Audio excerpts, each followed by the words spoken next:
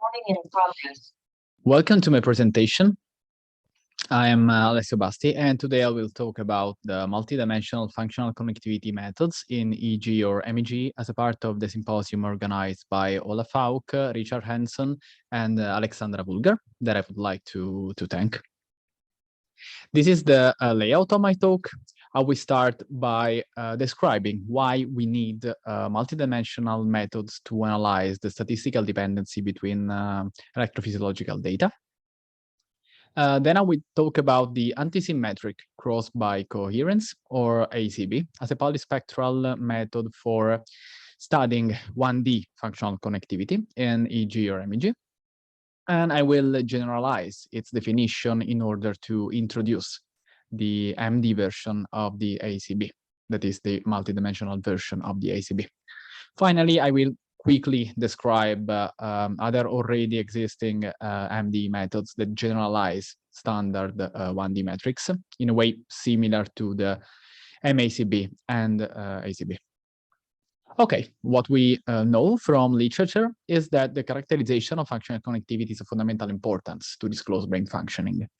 Nevertheless, in almost all the studies, and regardless the exploited imaging technique, the functional interaction are investigated by asking how two simple univariate signals covariate. But this strategy does not take into account the multivariate nature of EEG or MEG signals. Indeed, for instance, source activity at a fixed brain location obtained by solving the electromagnetic pseudo-inverse problem in EEG or MEG has a three-dimensional nature, which reflect the neural activity along the three directions in the space. Furthermore, we have the parcel signal.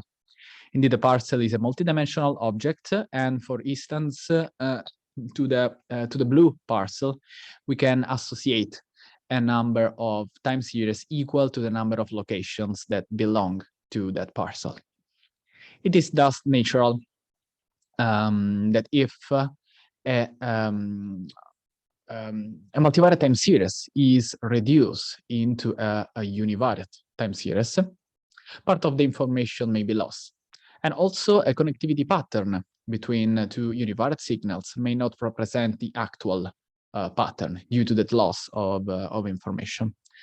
And thus we need methods able to take into account pairs of multivariate time series, that is, multidimensional functional connectivity methods. Let's consider now a toy example included in a review that we wrote 2 years ago, in which two coupled multivariate signals are associated with two parcels in MEG, let's say. The coupling is lagged and linear. In particular, we have that a realization of a multivariate Gaussian stochastic process before being perturbated and assigned to the parcel X is transformed through the matrix T into Y, which is then perturbated by noise. What we add is that multidimensional connectivity methods that we use, in particular the multivariate lagged coherence, a metric which has been defined by Pascal Marquis, and the multivariate interaction measure, a metric defined by Ewald and colleagues, obtained higher performance than those obtained by the associated 1D version. Indeed, the imaginary part of coherency is the 1D version of the MIM, and the lagged coherence is the 1D version of the multivariate lagged coherence. By focusing on the real MEG data, we also found that MD methods were able to obtain higher performance than the 1D, the related 1D methods. What I want to do now is to define a novel MD method, the generalized and already existing one, but to define it, I have to introduce the related 1D method, which in turn requires me to underline a few things before. Okay, these are two arrays with the associated source signals. What the standard connectivity methods require and do, actually, is to decompose the signals into their spectral components and analyze some sort of dependency between oscillations at the same frequency, let's say at 10 Hertz. For instance, here we have two 10 Hz oscillations, which we assume to be orthogonalized. And we can compute the coherence. That is the frequency domain version of the Pearson correlation between those two oscillations. Of course, we can apply a similar approach to the 20 Hz components to analyze another linear coupling. But what we cannot do in terms of the standard statistical methods is that of analyzing a specific type of nonlinear coupling during the region, specifically a type of interaction in which two components of the first regions at, let's say, frequency F1 and frequency F2 are coupled with a component of the second region at the frequency F1, F3, sorry, that is equal to the sum between F1 and F2. Another type of coupling is the one in which F1 in the first region and F2 in the second region are coupled together with F3 equal to F1 plus F2 in the third region. And these are two types of cross-frequency coupling, two types of quadratic couplings that cannot be analyzed by using coherency, for example. Okay, and this is why the polyspectral method have been used to capture the presence of this coupling. To define one of those methods, let's start by defining the so-called bispectrum. The bispectrum is basically the average of the product, where the average is empirically computed over time windows in which they are divided in a similar way, similar to the coherence.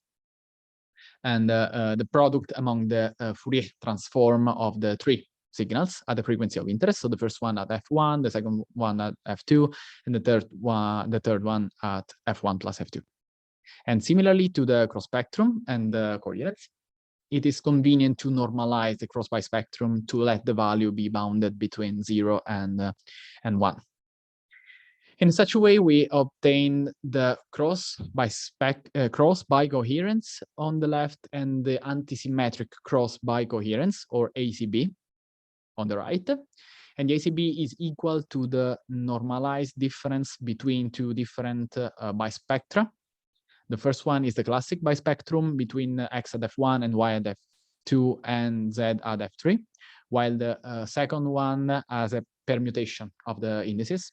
In particular, Z and not X is computed at frequency F1, Y at F2, and X and not Z at F1 plus F2. And the use of the antisymmetric cross bicoherence, the one on the right, with respect to the use of the cross bicoherence, the one on the left, allows to overcome a typical issue in neuroimaging. Indeed, in estimating neural activity over the cortex, let's say, we sometimes obtain an artifactual zero-like correlation due to the reconstruction. And what the ACB does, that is a difference between ACB and the cross bicoherency, is that the first one overcomes this issue. Indeed, the ACB it's close to 0 when the time series correlate at zero lag. What we quickly want to do now is to generalize the definition of the ACB in order to define its multidimensional version, the MACB. In particular, we want the following properties to hold for the MACB. It has to be bounded. It has to be equal to 0 for linear mixture of independent sources, such as the 1D ACB, and we also want another property to hold, that is, it has to be invariant under orthogonal transformation of the data. We will see why it is important. Okay, simple idea to define an MACB is to sum all the possible combination of univariate ACBs. So in principle, one should compute the ACB between the first component of the vector time series X and the first component of Y and the first of Z. Then with the second component and third component and so on, and then average all of these contributions. Nevertheless, this would lead to an approach that is independent on the choice of the physical coordinate system. Indeed, in order to reconstruct the three-dimensional source activity at a fixed brain location, we have to choose the directions in the space. For instance, the positive axis could represent the direction from left towards right, from posterior towards anterior, and from inferior towards superior, the so-called RAS system, or we could define another random system. Nevertheless, the information stored in the two systems is always the same, and we do not want a connectivity method to depend on the choice of the physical coordinate system. Thus, we cannot simply average all the ACBs. The strategy that we used is to take the square root of the ratio between the sum across all the squared ACB magnitudes divided by 2 times the sum across all the normalization, which are individually squared. Okay, it's a little bit difficult to explain in words. It's better to look at the formula. Interestingly, this MACB is still bounded. It is equal to 0 for linear mixture of independent sources, and it is invariant under the application of orthogonal transformation. Lastly, MACB can also be written in this compact form that seems to speed up the computation of the metric itself, but further tests are required. This is a proof of the first property, and it clearly follows from the application of different basic inequalities like the Cauchy-Schwarz one and so on. Finally, since the MACB is always positive, it is convenient to ask what is its bias in case of independent time series of finite length, and if this bias depends on the dimensionality. If the number of time segments used for calculating the Rossby spectrum is k, then it is possible to prove that the bias of the squared MACB is approximately equal to 1 over 2 times k. The figure shows the theoretical and the experimental biases, which are basically equal among them.